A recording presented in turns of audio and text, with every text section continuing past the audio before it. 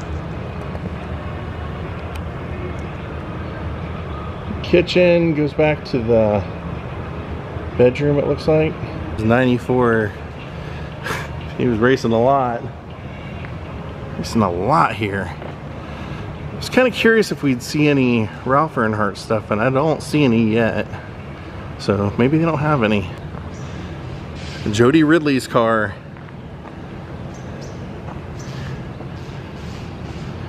Engine by Ernie Elliott.